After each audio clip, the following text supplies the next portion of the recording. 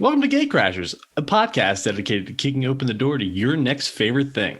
Our mission, our creed, our code is this: to make all nerdy things more approachable and accessible to everyone. We want you to find a universe that you'll fall in love with. I'm Jake, and I use he, him pronouns. Hi, I'm Dan. I use he, him pronouns as well. Today, we're joined by Dan Waters, writer of Homesick Pilots, Coffin Bound, Sandman Universe, Lucifer, Limbo, and the soon-to-be-released The Picture of Everything Else, and Superman/Wonder Woman from Future State.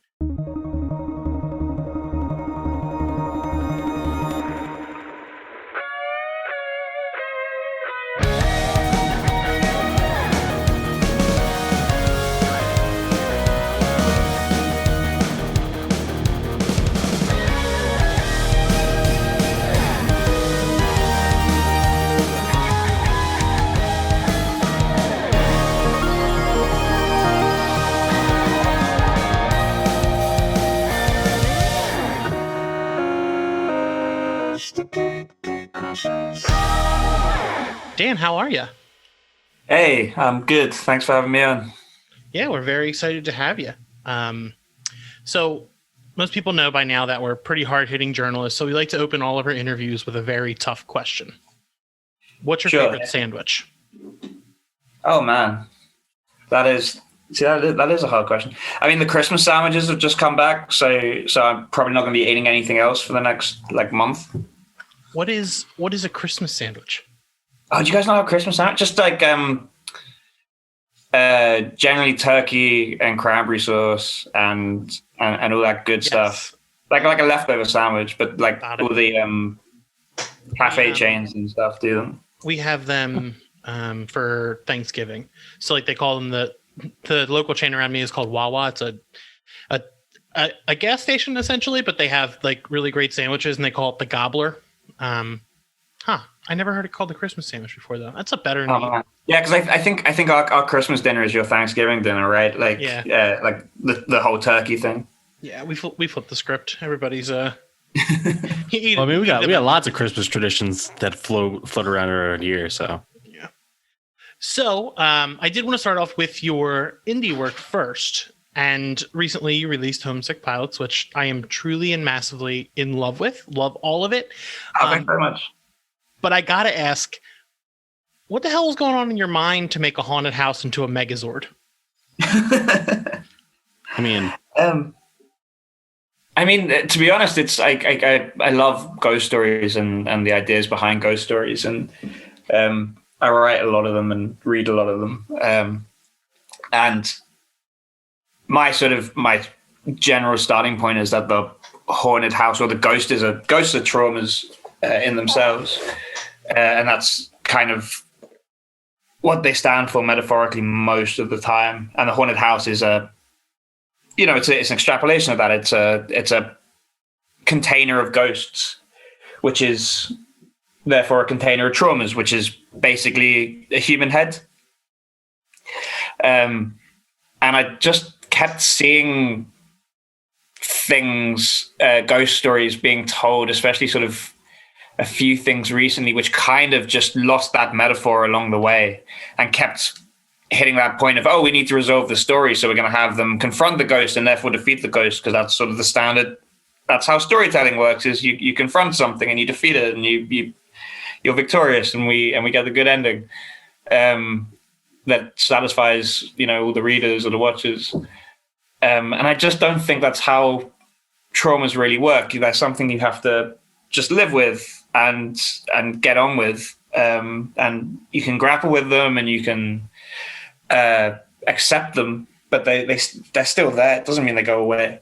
So that sort of took us to the idea of having to just walk with them and work with them, which is how it ended up literally getting up and walking away. And so this jumps way far ahead for me, but I did want to ask this question next because you did get something I wanted to chat about. Not to get too far into the spoiler territory, but the lead character, Amy, is in the foster system, and her mother, we don't know too much about how she died, but she has passed. With that sort of being a running theme, is her joining with this haunted house her finding her place of belonging and dealing with her own trauma? I mean, those are definitely the things we're engaging with, but there are also sort of ways you can go looking for something and then get either taken advantage of or find yourself trying to make yourself fit somewhere you don't quite. So I think those are all kind of themes that we're digging into. Especially, like, I mean, even the sort of the thing of reading the book in the punk scene is definitely that as well. Like, that's a place where a lot of people can sort of find themselves and find somewhere that they can find people that will support them that they maybe don't have other places. And you touched on the punk thing. So the whole story, it has very heavy punk vibes, especially with the bowling alley show and then wanting to throw a house show. Where did that aesthetic sort of come from for you? Were you a punk, Dan? Are you a punk? Yeah, I mean, I still... It's funny, I posted a picture of myself a while ago on Twitter in which I, like, from when I was like 17, I had a big mohawk and studded leather jacket and stuff. And I was weirdly surprised at how people were surprised at the fact that people were surprised, because in my head, I still look like that. I've just gotten steadily lazier with how I dress and do my hair and things like that, which I guess just sort of comes with aging. But yeah, I mean, that's a huge part of my life still. I still go to shows. I still play in bands. Well, I mean, I still did go to shows up until 2020, obviously. But yeah, I mean, it's always been a big sort of part of... it was a big part of growing up for me. It was a big part of my life. And with this sort of punk stories comes a lot of, as you mentioned, sort of like found family vibes. Do you will we be seeing more of that through the series with the band and the house itself? For sure. And like with the found family thing also comes sort of scene politics and like the sort of crap you will go through in order to sort of keep your place in a scene. Like, I always find I always think the punk scene is something that can either sort of save you or break you, which again felt like a good parallel with the idea of the haunted house and Ami's relationship to that. Depending on where you sort of fall in it and how you engage with it and how you continue to engage with it as well as you sort of get older and things like that. I think that probably part of it does just come from being a bit older now and still engaging with that stuff. And your relationship has to kind of change, and you have to kind of look at some stuff a little bit more retrospectively, or else I think you're going to slip into sort of arrested development. And the scene is the comic's not about them necessarily sort of aging in that same way, but it's definitely, I think for me, being a bit older and being able to look back at being that age and look back at how you engage with things and how you sort of fool yourself in certain ways was like a really interesting thing to get my teeth into. And so with the punk scene comes the creative names, and I come from kind of a belief that names have like power to them. What inspired the name Homesick Pilots, and what kind of power does that have for you?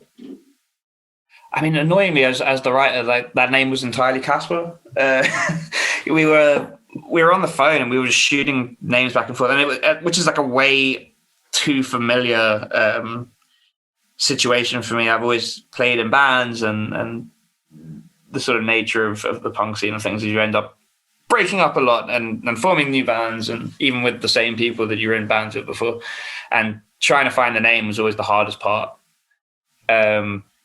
So you would always end up just on the phone throwing names back and forth, and so we ended up in a sort of similar situation to that, trying to come up with a name for this punk band that would also fit the name of the comic. And yeah, Homesick Pilots was one that Casper threw out, and we liked the ring to it, and it just sort of worked on all these different levels thematically. So once we sort of found that one, we didn't really talk about it much further. It just sometimes things just fit. Just clicks. And to say that you and Caspar Wingard as collaborators are like a dynamic duo would be an understatement, just because the way your writing and art meld together in this aesthetic is incredible. What is your joint creative process like? Is it just like that, like talking over the phone, pitching ideas, or just how do you do it? Yeah, I mean, pretty much that. There's different process with every different artist. But Caspar and I did our first book together with Limbo. And we sort of did that without knowing what the conventions were and how you're sort of supposed to do things. So we just sort of did it the way that worked for us. So we've always sort of, even though we've worked, we sort of got pulled different directions by the big two after Limbo. So I ended up doing stuff at DC. He's been doing stuff at Marvel, but we've been chatting always. Like, we're just mates, and we chat almost every day, at least over text or whatever. So it was really easy to sort of slip back into that old way of working together, where we just chat things out for ages on the phone before anything sort of hits the script. Which then means my scripts can be a little bit looser because we sort of both know what's going to happen in a scene, or at least where we're heading, what the characters are, who they are, what the monsters are, and who they are. So yeah, it's a lot of direct collaboration, which is something you can't always do as much with other companies, where they have their sort of systems in place and there's the sort of buffer of editors in the way. This is just us. We're just sort of making something as it comes to us. And you did mention you script a little bit loosely. I don't want to spoil the page in issue 1 of Homesick Pilots, but there's the page with the 2-page spread with the house split in half, and it has such a dynamic way of moving the panels from 2 different directions, which you don't see much anywhere, to be honest. Like, it's so interesting. Was that loosely scripted by you and Caspar ran with that, or was that something you both collaborated on to make? Yeah, I think Caspar, like early on, he sort of said he'd like to do that sort of cross section of the house.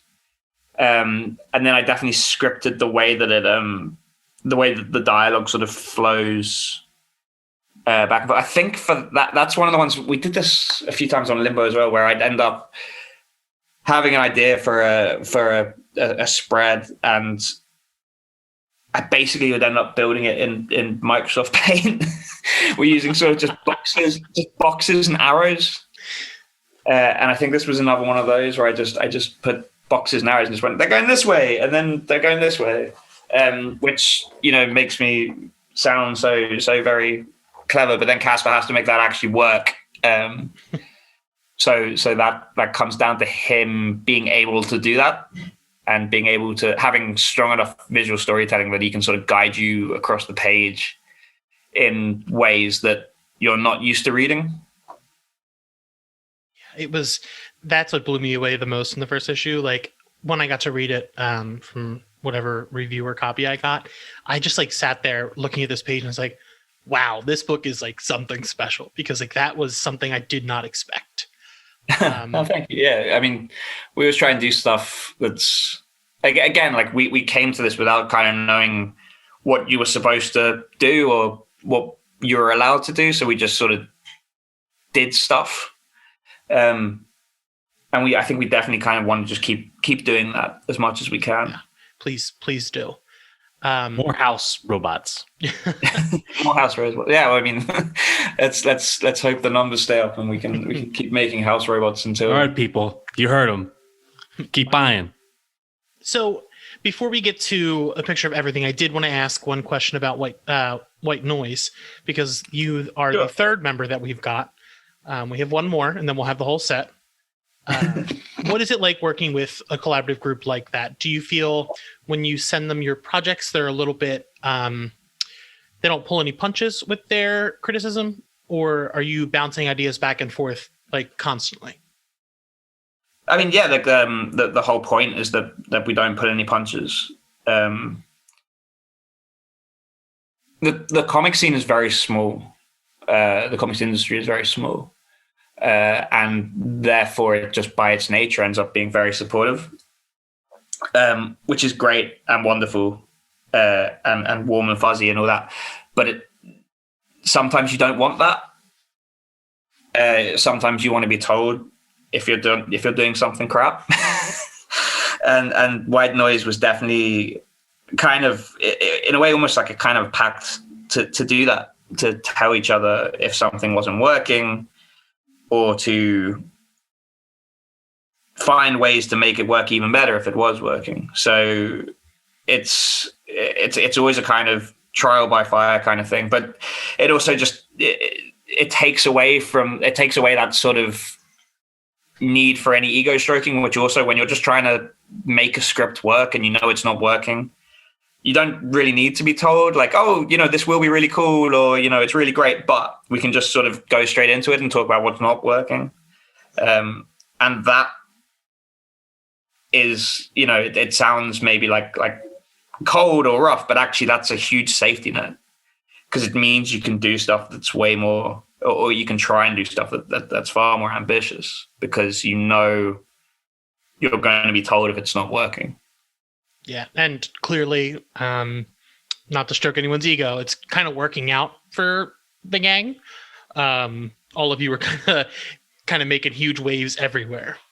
Oh, thank you. Yeah, I mean, that was always the sort of, I clubbed together with those guys because I really believe in their work, and I'm always really impressed by their work. So yeah, I don't know how egocentric it sounds. It sounds for me to say that. I'm not super surprised because I love those guys' work. So I always expected them to do super well. Yeah, I mean, I hope so. So with your new Vault book, Picture of Everything Else, I know it was influenced by Oscar Wilde's The Picture of Dorian Gray, but it also seems to be influenced by just art itself and the act of creation and destruction. What made you want to write a horror with this sort of framework?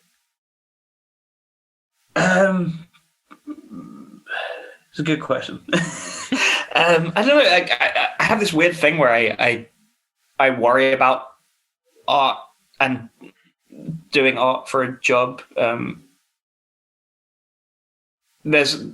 worry sometimes that it gets too navel gazy, which I know isn't a particularly outrageous thing to say, because obviously it does. But there's also a strange thing with writing where we have this tool with which we can talk about the entire world, and we can talk about the whole, all of human experience. It's literally a tool with which to communicate human experience. And yet it has a tendency to get quite caught up in talking about itself. Because as a tool, it's quite a neurotic one, and it gets caught up in, am I communicating correctly? Am I utilizing this tool well enough? Is this tool sufficient to communicate? All of these sort of questions become really, really prevalent, and that's how we end up with sort of major genres of sort of like metafiction and sort of postmodernism as a whole sort of train of thought, which I love. I love all of that stuff, but we just I sometimes worry that art's going to get too lost in itself, or not it's going to get, but sometimes it does get too lost in itself. We can talk about anything, and I say all this having just literally made a book about artists. But it's I think there's a kind of existential horror to that entire theme, and I just wanted to dig into it. Yeah, especially with the whole like creating artist content type things. I think there's a lot of horror to that. Like, why are you creating? What are these tools you're using for what reason? But with the art of the book, it kind of not self-referential, but it does have it has a kind of the mechanics of art itself. Like the blood splatter is sort of watercolor painting. And I wanted to know if the project was developed with Kishore Mohan initially, or did they come to the project later? Kishore, I basically called up Kishore the day I had the idea. We were working on a pitch for something else, for like this horror Western fairy tale-ish thing set in the Klondike Mountains at the end of the gold rush, which I'd like to go back to. But we just made this pitch, and he spent so much time and effort on it. And then I had this idea for the picture, everything else, and I sort of called him up and went, "Hey, I know we just made that whole pitch, but I just had this idea, and I really think you need to draw it." And entirely to his credit, within 10 minutes, he was, talking to me about the correct gas lamps for Paris in 1899. And he was just really excited by the whole thing and really raring to get going. So yeah, he was there from day one. I might have done the book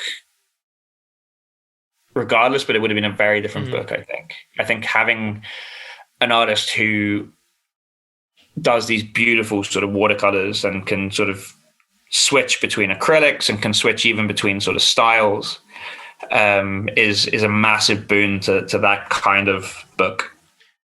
Thank you for mentioning the watercolors and the acrylics, just because I didn't want to ask, because I know you aren't the artist, but like the blending of the different, I don't know, mediums. That's it. That's the different mediums. It fits so well with the story and what it's trying to do, in my opinion.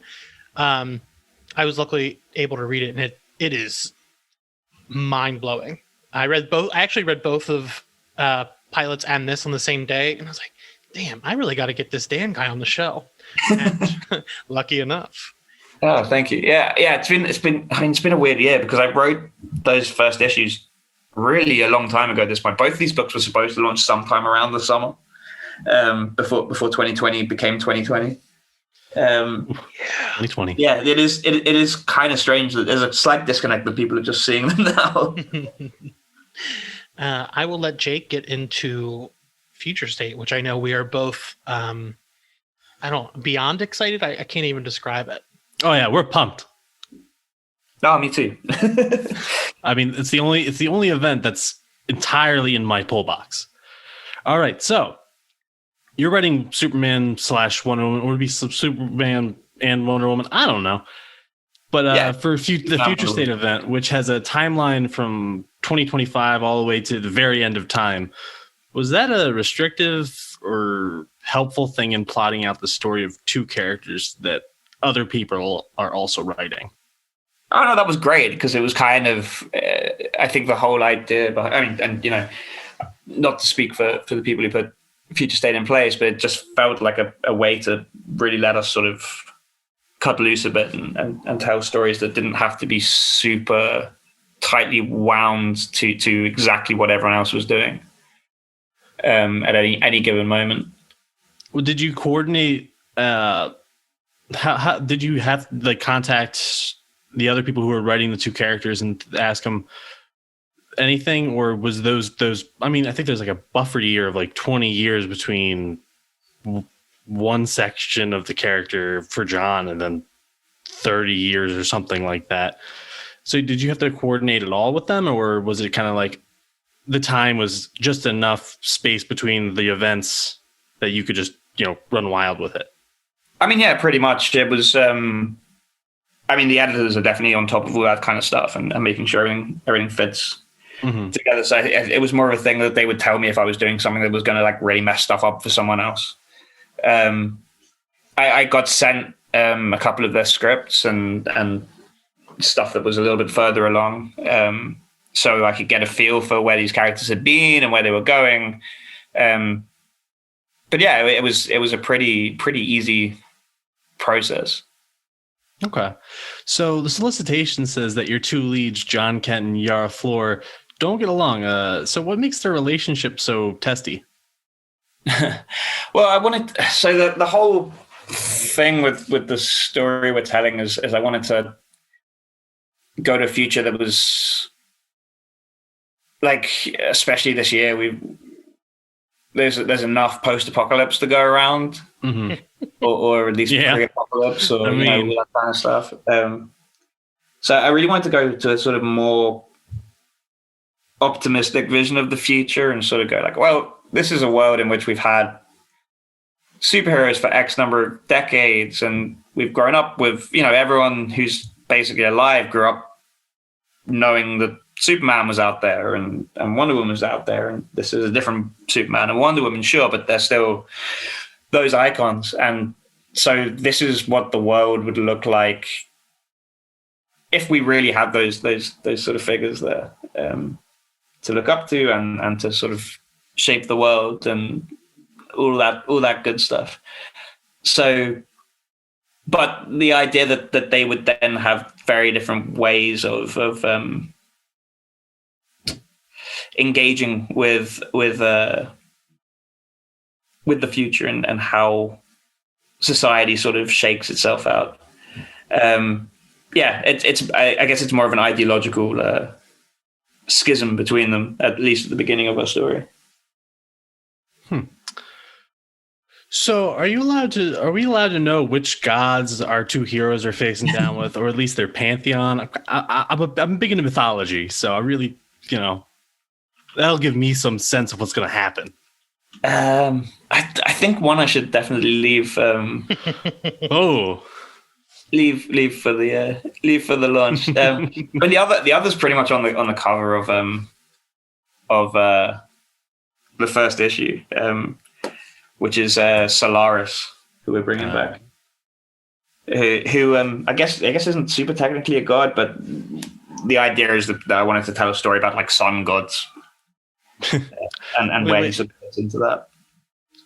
So I deleted this question because it was too ridiculous. I thought it was ridiculous. But why on the second cover are the horses? Just their heads are glowing. The rest of their bodies seem kind of normal horse. So it's so Yara Flor is a Brazilian, right? The character. So it's digging into Brazilian folklore, and there's some pretty amazing stuff in there.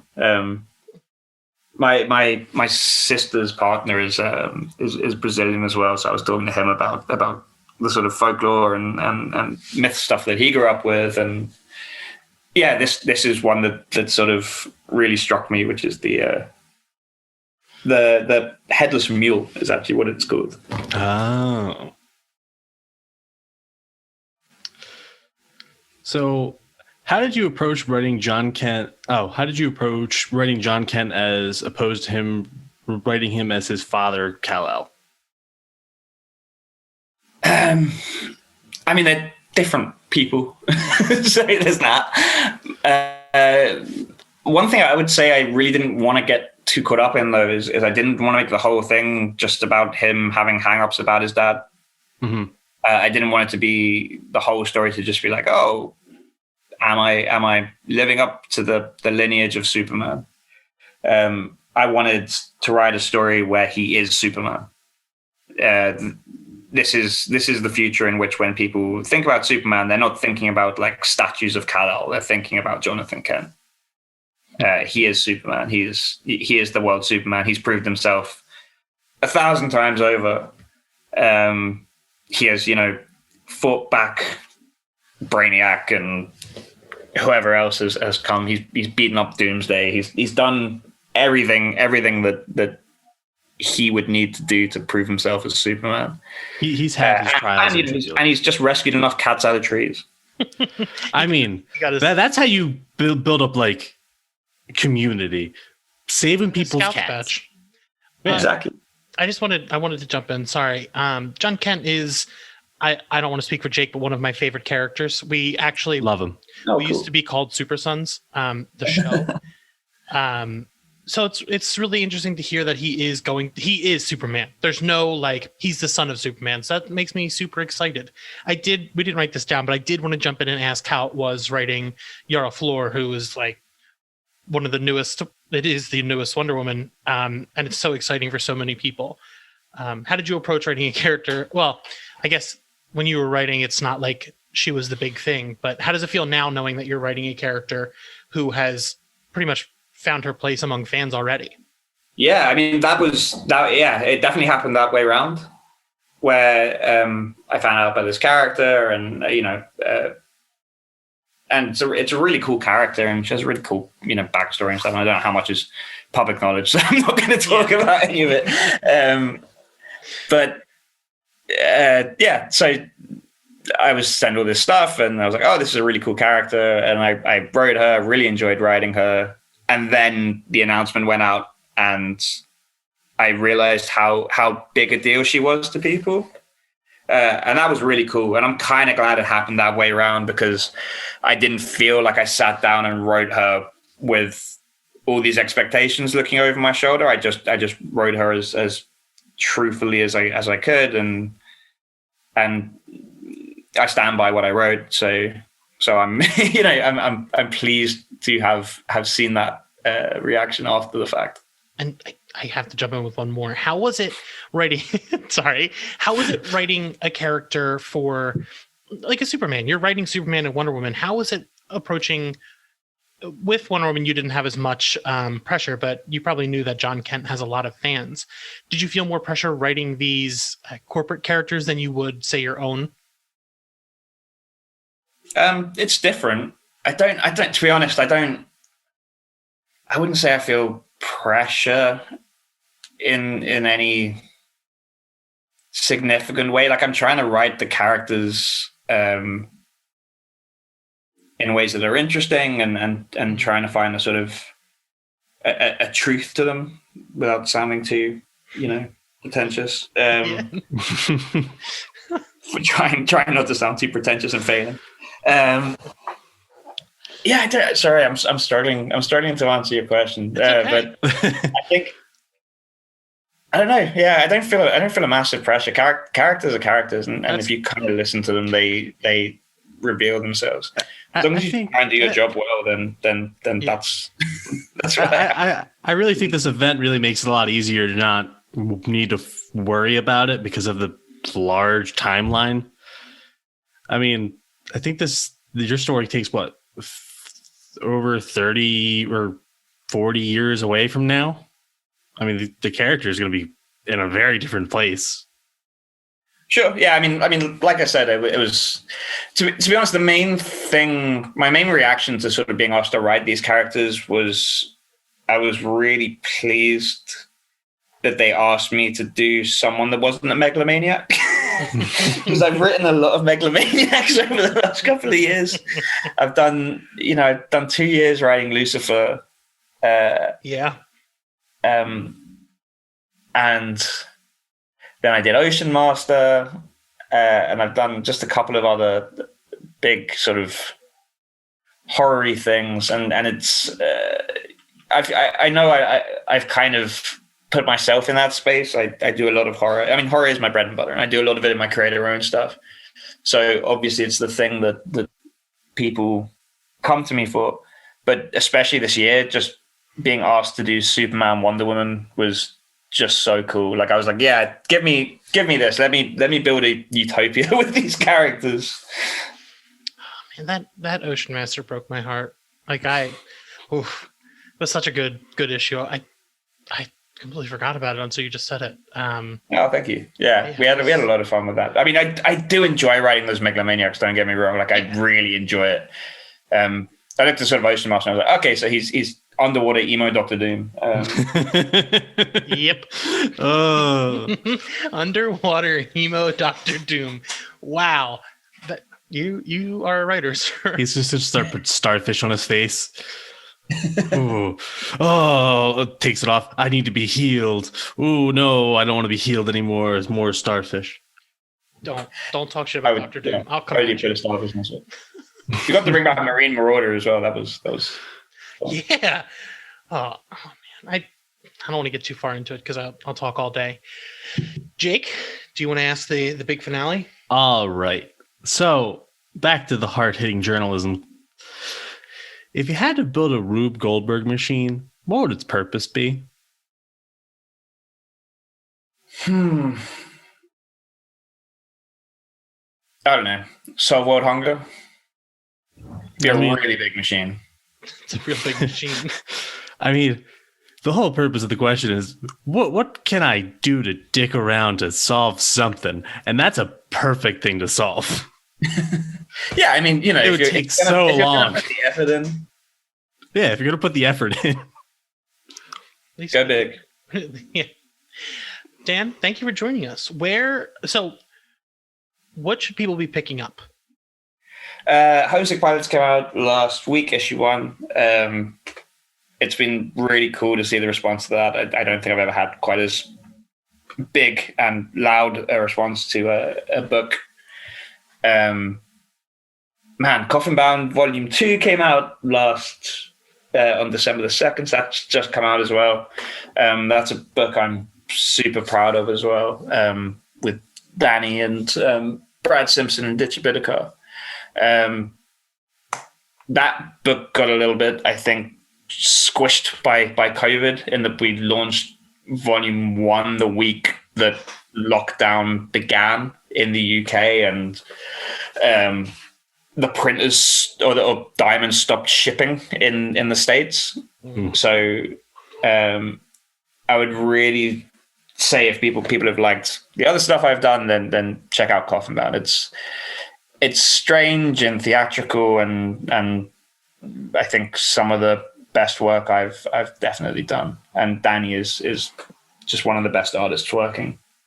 Other than that, The Picture of Everything Else comes out December 23rd, which we already talked about at length, but I really hope people do pick that one up and check it out. I'm just finishing issue 4, and it goes places for sure. And then, January, February, Superman, Wonder Woman, Future State. I think that's everything, like, right now. Where can people find you online?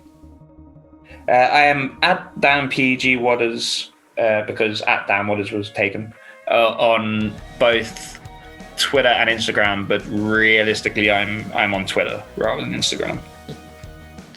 And you can find us at Gatecrashers Pod on Twitter and Instagram, and on our website at gatecrashers.fan.